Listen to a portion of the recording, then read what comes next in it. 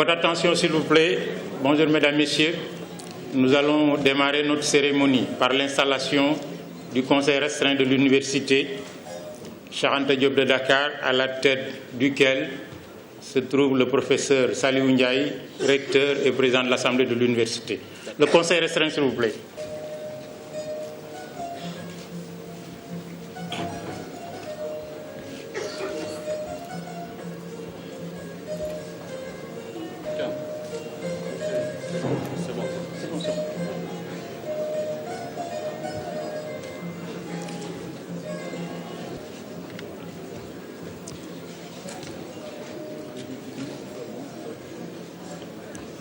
L'université que constitue le conseil restreint, nous allons accueillir M. le recteur et le conférencier, le docteur Boubacar Camara, inspecteur général d'État, qui va nous faire le plaisir de délivrer la conférence inaugurale pour la rentrée 2010-2011.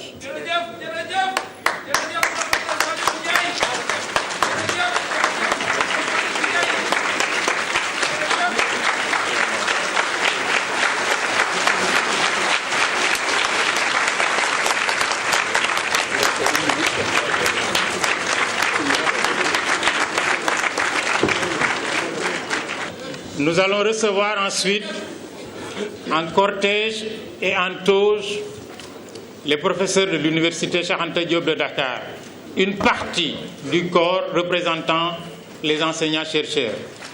S'il vous plaît, debout, nous demandons à la salle debout de les accueillir.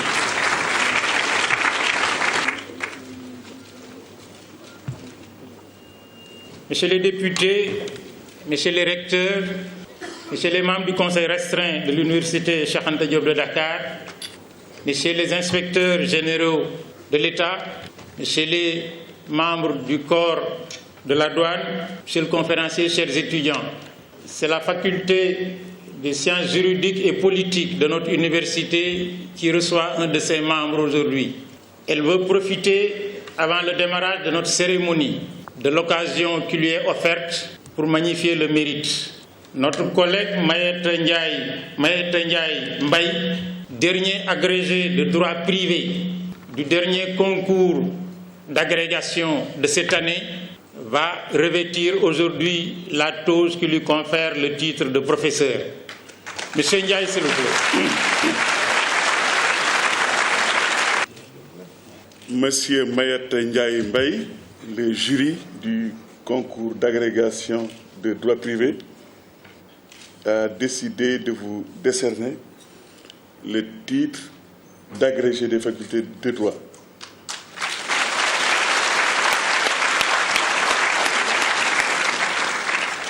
C'était lors du 14e concours qui s'est déroulé à Cotonou, au Bénin, en 2009. J'ai l'honneur, en ma qualité de doyen de la faculté des sciences juridiques et politiques, de vous remettre solennellement ce costume académique qui marque votre accès au corps des enseignants de rang magistral.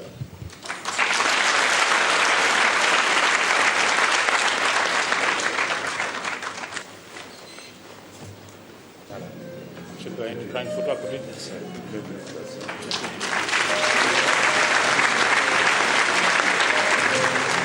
Voilà. Merci beaucoup. Nous pouvons donc commencer la cérémonie de leçon inaugurale. Elle comporte un certain nombre de temps. D'abord, en sa qualité de recteur et président de l'Assemblée de l'université, le professeur Saliou Ndiaye va prononcer une allocation de bienvenue pour tous nos invités. Ensuite, le professeur Ndiaw Diouf, doyen de la faculté des sciences juridiques et politiques, présentera le conférencier. Enfin, le docteur Boubacar Camara, inspecteur général d'État, docteur en droit, nous entretiendra du thème ô combien important qui s'intitule pour cette occasion « Mieux servir l'État, grandeur et exigence ». Nous allons sans tarder donner la parole au professeur Saliou Ndiaye pour son discours de bienvenue. Cher recteur. Merci.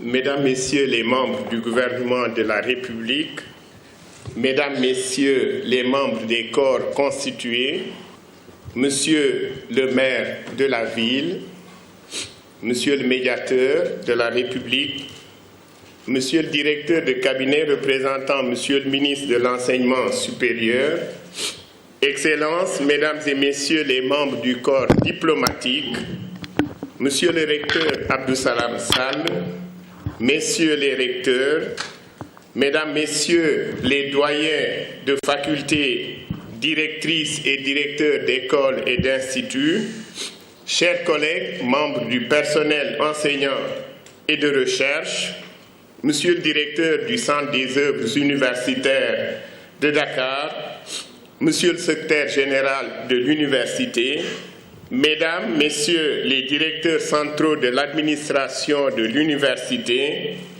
Mesdames et Messieurs les membres du personnel administratif, technique et de service, Monsieur l'inspecteur général d'État, Monsieur Boubacar Camara, Madame Boubacar Camara, distingués invités en vos titres et qualités, chers étudiants.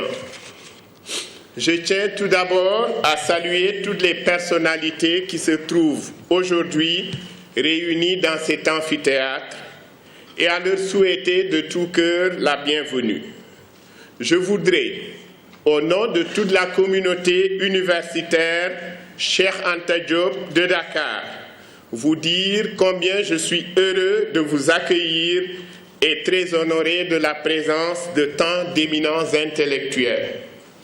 Cette rentrée académique coïncidant avec la nouvelle année, permettez-moi de vous souhaiter mes vœux les meilleurs en vous citant ces quelques vers que le griot du célèbre Soundiata Keïta entonnait pour souhaiter la bonne année au peuple mandin. Je le cite: « Que le ciel soit clément, que la terre soit fertile, que les arbres fleurissent, que les fleuves regorgent d'eau, que les ventres des femmes soient de plus en plus hauts, que les prières soient exaucées. Si nous avons une bonne santé en plus, alors l'année sera bonne. » Fin de citation. Que l'année 2011 soit une année de bonheur, de paix, de santé pour chacun d'entre vous, pour vos familles respectives.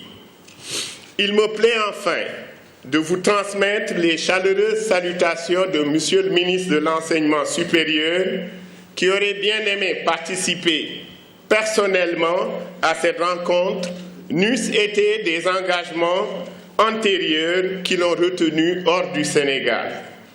Il vous présente ses excuses et souhaite que nos ACAP intellectuels de ce jour soient, pour chacun d'entre nous, une source d'enrichissement personnel et de meilleure compréhension de nos missions respectives de citoyens. Chers collègues, nos premières pensées se tournent vers la mémoire de nos vaillants collègues disparus, collègues que nous avons tant aimés et tant admirés. Nous nous inclinons pieusement et respectueusement devant leur mémoire. En ce jour solennel, nous exprimons à leurs proches notre souvenir ému et nos sentiments de profonde sympathie. Distingués invités en vos titres et qualités, voici devant vous cette grande famille universitaire, déjà fort ancienne mais immuable, identique à elle-même, bien que constamment renouvelée. Elle est là pour savourer le plaisir que lui procurera à coup sûr cet après-midi de communion et de réflexion autour d'une question hautement essentielle.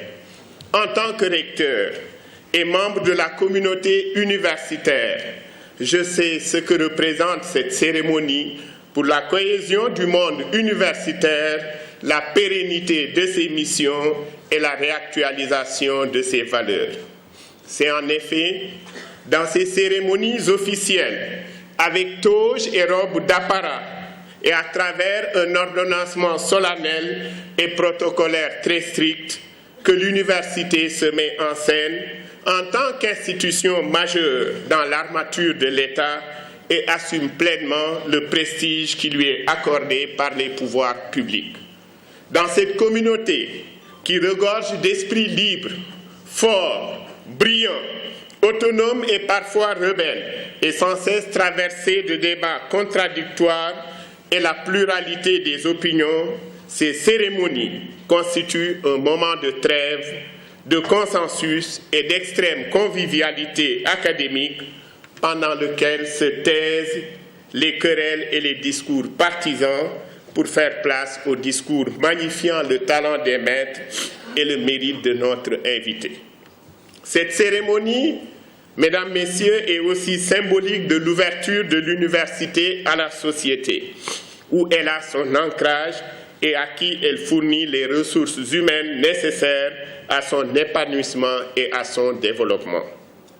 C'est enfin un moment et une occasion pour magnifier le savoir, qui reste pour nous le seul fondement de l'autorité, et pour réactualiser les valeurs de justice, de liberté et de pertinence que portent l'université et les universitaires depuis le Moyen Âge. Distingués invités, soyez tous remerciés pour avoir distrait une partie de votre temps afin d'assister à la présente cérémonie. L'université, par ma voix, vous exprime son infinie gratitude. Mesdames, Messieurs, la leçon inaugurale de cette année est confiée à une personnalité extérieure à l'université, l'inspecteur général d'État, Dr en droit Boubacar Camara.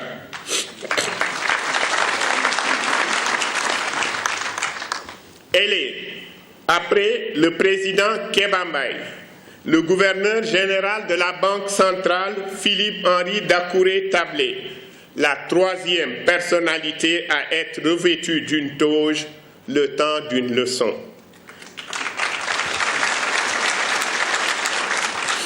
Par ce geste, l'université s'ouvre à d'autres secteurs de la nation, d'autres segments, et y reconnaît des talents en dehors de ses rangs.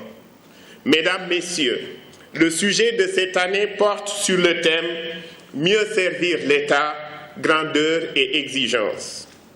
Vous le savez, distingués invités, et M. Camara nous le démontrera dans quelques minutes, avec la compétence et la rigueur intellectuelle qu'on lui connaît, que servir l'État n'est pas une simple formule laconique, un simple engagement dénué de tout soubassement culturel et idéologique. Il semble en effet que servir l'État se met en opposition ou même en concurrence avec le service à d'autres organisations, en concurrence historique avec l'État, voire même en opposition avec l'État. Il ne m'appartient pas aujourd'hui de faire l'archéologie de l'État, de retracer l'historique de ses relations avec le religieux. Permettez-moi de rappeler cependant que de son haut statut de somme d'institutions intouchables et incontournables et réputées infaillibles, l'État que Hegel considérait, je le cite, comme la seule réalité positive, la seule satisfaction de la liberté, fin de citation, est source de nouvelles interrogations. La période actuelle a vu des bouleversements profonds qui ont remis en question le statut de l'État, entraîné une perte de sa souveraineté du fait de la nouvelle connexion entre le local et le global. N'est-ce pas d'ailleurs, mesdames et messieurs, le sens de la réflexion de Jürgen Habermas qui se focalise sur la nouvelle constellation politique, celle-là même qui, du fait de la mondialisation, nous autorise à parler d'un après l'État-nation. Mesdames, Messieurs, ces dynamiques actuelles dans le monde concourent presque toutes à une marginalisation extrême de l'État et laissent présager sa disparition. Si elles arrivaient à leur fin, il n'y aurait plus d'État et il ne serait dès lors possible de servir l'État. Rassurez-vous, distingués invités, la récente crise financière a réaffirmé d'une certaine manière, l'importance cruciale de l'État, surtout devant l'aveuglement des forces du marché. L'orateur que le doyen de la faculté des sciences et juridiques et politiques, le professeur Ndiaw Diouf, va vous présenter, mesure parfaitement ces dangers qui menacent l'État dans ses rôles, dans ses fonctions, dans son statut et surtout dans sa capacité à susciter l'envie, la vocation et la manière de le servir. Mesdames, Messieurs, je n'ai évidemment aucune prétention de traiter le sujet.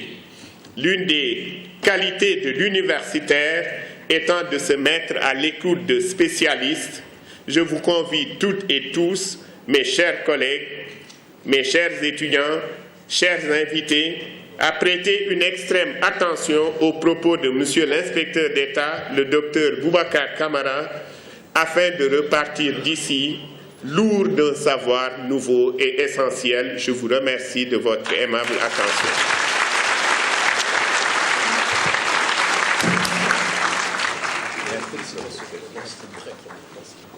Merci beaucoup, Monsieur le recteur. Avant de donner la parole au professeur Ndiaw Diouf, doyen de la faculté des sciences juridiques et politiques, je voudrais dire à l'endroit de Monsieur le médiateur de la République qu'autant moi-même que Monsieur le recteur n'ont pas oublié qu'il était dans la salle, c'est que par ailleurs, quelles que soient les fonctions qu'il assume, et nous lui souhaitons du fond du cœur d'en assumer toujours, il restera pour nous toujours le professeur Serigne Diop, membre de notre collectivité. Professeur, merci bien. Je voudrais également nous réjouir tous de la présence dans cette salle, en souhaitant du fond du cœur que cela soit une bénédiction pour notre cérémonie et pour notre université et notre pays, la présence dans la salle, disais-je, de El Hadj Mansour Sy, fils aîné du vénéré Cheikh Abdoul Aziz Sy Dabakh. Parole au professeur Ndiaw Diouf, qui va nous présenter le conférencier. Nous ne pouvons pas nous hasarder à l'écouter sans le connaître. Celui qui va le présenter le connaît et il va nous dire en de brefs mots et justifier pourquoi nous avons choisi cette année pour délivrer cette leçon inaugurale. Cette cérémonie, comme celles qui vont venir après, consiste à donner à notre université ses lettres de noblesse. Le rectorat et ses directions, en rapport avec le conseil restreint, réfléchit déjà sur une autre cérémonie qui sera désormais organisée pour célébrer ensemble, collectivement, tous les diplômés de notre université. Mais avant cela, aujourd'hui, nous célébrons la leçon inaugurale. Monsieur le professeur Ndiaw Diouf, vous avez la parole, s'il vous plaît.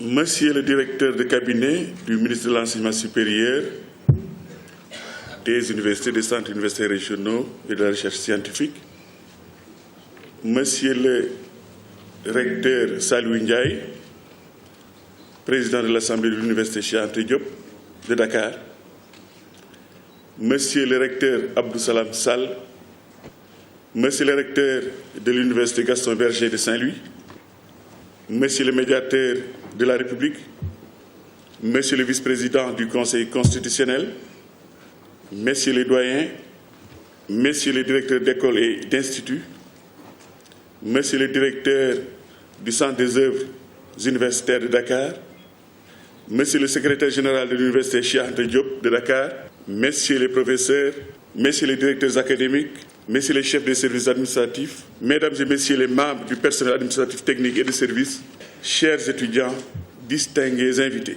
Vous me permettrez, à l'entame de mon propos, de joindre ma voix à celle de Monsieur le recteur pour vous souhaiter, même si c'est avec quelques retard, des vœux de bonne et heureuse année 2011. Je formule le vœu que cette année nouvelle soit pour tous une année de bonne santé, de prospérité et de réussite dans toutes vos entreprises, et pour l'université, une année de paix et de stabilité. Mesdames, Messieurs, je voudrais maintenant exprimer au nom de toute la communauté universitaire notre vive gratitude à notre invité, M. Boubacar Camara, qui a bien voulu cette année nous faire l'honneur et l'amitié d'accepter de prononcer la leçon inaugurale, cette importante manifestation scientifique désormais inscrite dans notre agenda universitaire. Il a choisi d'axer sa réflexion sur le thème de l'État à travers la formule suivante: mieux servir l'État, grandeur et exigence.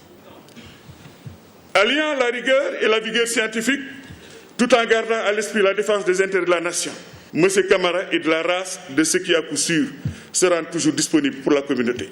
Les témoignages éloquents sur notre invité que j'ai pu recueillir proviennent à la fois de très hautes personnalités et de milieux aussi divers que M. le Président de la République ou encore d'éminents professeurs ou de membres du barreau français, voire des sociétés scientifiques ou autres organisations internationales comme l'Organisation mondiale de la douane. Tous ces témoignages concordent pour dire que M. Camara incarne les valeurs de responsabilité, d'éthique et de loyauté, au risque parfois de compromettre ses propres intérêts. C'est un homme de conviction. M. Boubacar Camara est né le 26 juin 1958 à Dakar. Il a grandi entre la SICAP, rue 10, et un quartier de la banlieue dakaroise qu'il affectionne tant, Grand Yoff. Après de brillantes études primaires, il fréquenta le lycée Blaise Diagne de Dakar de 1971 à 1978, année au cours de laquelle il obtint un baccalauréat dans la série C, mathématiques physiques. Il voulait être marin, il l'est devenu en décrochant le diplôme de lieutenant de marine marchande à l'École nationale de formation maritime de Dakar. Sa passion pour la mer n'avait pourtant pas estompé celle qu'il a pour les études. Il décida, pour continuer celle-ci, de se sédentariser en rejoignant la marine nationale. Cette nouvelle option le mena d'abord à Dakar Bango comme soldat de deuxième classe. Après sa formation initiale du combattant, il fut affecté à la marine nationale, espérant être envoyé à l'école des officiers. Là d'attendre, il se présenta au concours des agents brevetés des douanes, spécialité marine. Cette administration venait d'acquérir des patrouilleurs de surveillance maritime, les Djambar et les Djaloré. Admis à l'école nationale des douanes, major à l'entrée comme à la sortie, il rejoignait les bateaux en qualité de commandant. Monsieur Camara venait, si vous me permettez l'expression, d'amérir à la douane.